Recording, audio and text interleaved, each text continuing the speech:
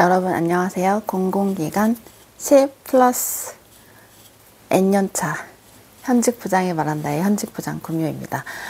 굉장히 오랜만에 제가 카메라를 켠 것 같아요. 제가 지난 한 2개월, 3개월 동안 콘텐츠를 거의 올리지 않았는데 지난 기간 동안 휴직했습니다. 휴직해가지고 또 휴직을 하게 되면은 저희가 보직을 떼기 때문에 휴직 기간 동안은 제가 부장이 아니었잖아요. 그래서 부장도 아닌데 현직 부장이랍시고 콘텐츠를 할 수가 없어서 휴직 한 달 기간 동안에는 콘텐츠를 찍지 않고 2월 달에 복직해가지고 다시 부장으로 복직해서 여러분들께 영상으로 돌아왔습니다. 거두절미하고 오늘 다룰 영상의 주제는, 이 주제도 예전에 그 구독자분께서 댓글에 달아주셨던 주제입니다. 오늘의 주제, 면접관이 이런 사람과 일하기 싫다 하는 유형이 있다면 어떤 유형인가요? 라고 질문할 경우 뭐라고 말해야 될지 몰라서 어버버했었다.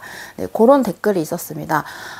이런 유형의 사람과 일하기 싫다에 대한 답변은 저는 되게 심플하게 답변할 수 있을 것 같은데, 어렵다고 생각하시는 이유가 아마 이런 이유일 것 같아요. 면접관이 어떤 사람이랑 같이 일을 하기 싫은지 경험을 한번 얘기해 보세요 라고 할 경우에는 이제 이 응시자분들께서 이 뇌가 풀가동하기 시작하는 거예요. 그래서 내가 이때까지 어떤 사람이랑 일을 했었지? 어떤 사람이 제일 싫었지? 면접관에게 어떤 사람을 얘기해야지 가장 어필이 잘 될까? 이렇게 내 경험을 이렇게 막 차라라라 주마등처럼 스쳐가면서 거기서 답변을 끌어내려고 하면은 굉장히 힘들어요.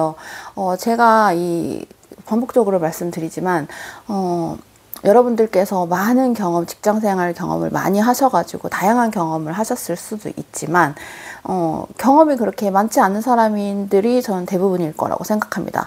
많지 않은 경험 속에서 그 면접관이 원하는 답변을 찾아내기란 쉽지 않아요. 그래서 제가 말씀드리는 것은 그냥 이 질문에 대한 답변을 어떻게 해야 될지 그것만 그냥 생각을 하세요. 그렇게 해서 그 질문에 대한 답변을 그냥 얘기를 하면 돼요.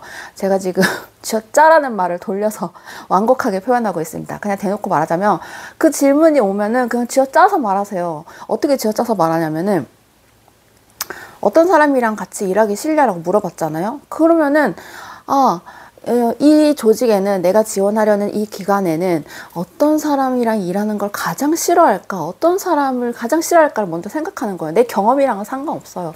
그래서 어떤 사람이랑 일하기 가장 싫어할까 생각하는 것 중에 또 힌트 중에 하나가, 그냥 생각하지 말고 뭐 소통 못하는 사람 싫어할 것 같다, 거짓말하는 사람 싫어할 것 같다, 막 그렇게 하지 말고 조금 힌트를 드리자면, 그 기관의 홈페이지에 들어가 보면은 기관 소개 부분에 우리 기관의 인재상 이런 거 있어요.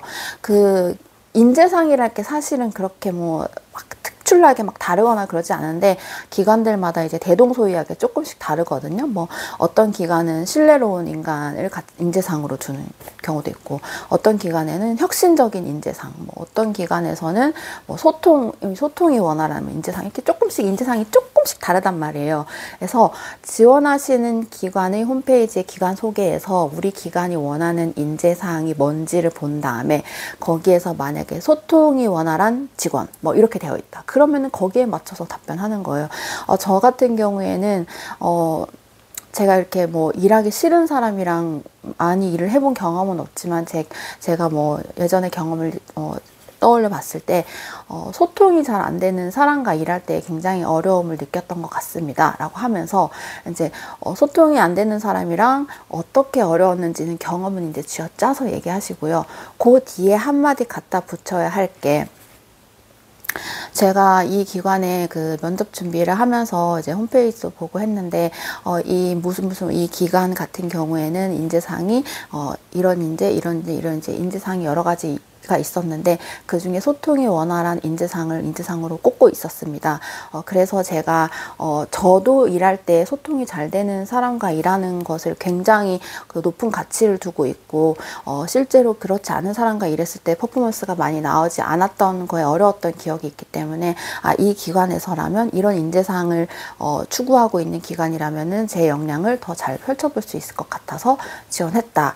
이렇게 면접관은 어떤 사람이랑 일하고 싫냐고 물어봤지만 어떤 사람이랑 일하기 싫다라고 얘기하면서 거기에 플러스 알파로 나는 우리 기관에 대해서 이렇게나 조사를 많이 했어. 그 중에 인재상에 대한 것도 있어.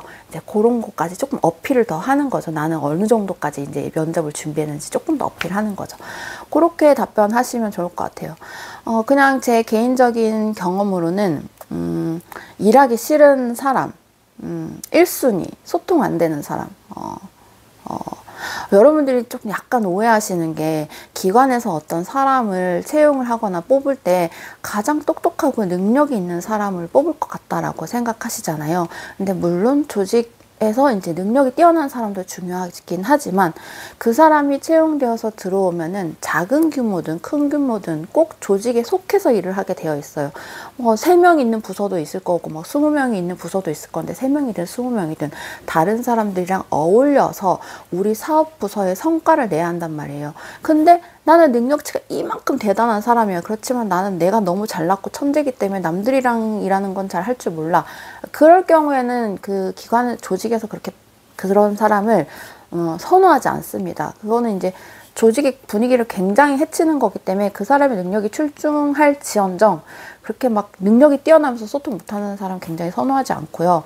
실제로 그런 사람이 입사했을 때 우리가 이런 공공기관에 입사했을 때 어떤 사람에게 너 혼자 이 업무를 해. 이렇게 단독 업무를 주는 경우 굉장히 드뭅니다. 어떤 업무든 부서원들 아니면 타 사업부서 아니면 주무부처 상위기관이랑 소통을 하면서 일을 하도록 구조가 되어 있기 때문에 능력이 뛰어나다라는 거를 어필하시고 싶으면은 능력도 뛰어나지만 소통 능력도 뛰어나다라는 걸 꼭 곁다리로 끼워서 좀 어필을 하셔야 될 것 같고요.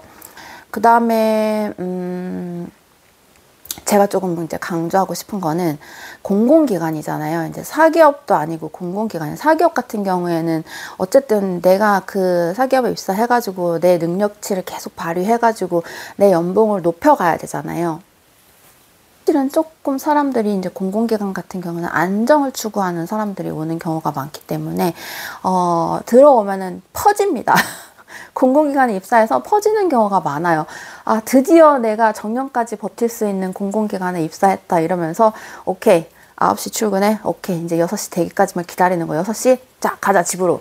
9시 퇴근해서 6시 땡퇴하고 그냥 물 흐르는 대로 그냥 주어진 일만 하면서 어떤 자기 성장이라든지 혁신 같은 건 전혀 없이 이제 그런 케이스가 많기 때문에 제가 조금 이렇게 어필했을 때 눈에 띌 것 같다라고 생각되는 답변은 저는 이제 자기 혁신을 게을리하지 않는 사람입니다. 항상 제가 어떤 일을 함에 있어서 내가 얼마만큼 할 수 있는지, 내가 어느 정도까지 더 성장해서 퍼포먼스를 낼 수 있는지에 대한 관심이 굉장히 많고 그 능력치를 키워나갈 때 굉장히 좀 자아를 실현하면서 기쁨을 많이 느끼는 편이어서 자기 혁신이라든지 자기 성장 그런 쪽에 제가 좀 관심이 많고 기왕에 다른 사람들이랑 어울려서 일을 한다고 치면은 이제 다른 부서원들이라든지 같이 일을 하게 될 사람들도 그렇게 좀 성장에 관심이 많은 사람들하고 어울려서 일을 하게 된다면은 늘상 나오는 성과가 아니라 굉장히 기존에는 나오지 않았던 혁신적인 성과도 낼 수 있는 그런 부분이 있지 않나 생각한다. 이런 답변 어떨까 싶습니다. 공공기관에 자기 혁신에 관심 있는 사람, 저 같은 사람 드물기 때문에 그런 답변 한번 해보시면 좋을 것 같아요. 네, 이렇게 해서 어떤 사람이랑 일하기 싫으냐라는 질문 받았을 때 어떻게 답변하면 좋을지에 대한 그냥 팁 한번 말씀드려봤습니다. 조금 도움이 되셨다면 좋아요, 구독, 알림 설정 해주세요. 다음에 볼게요.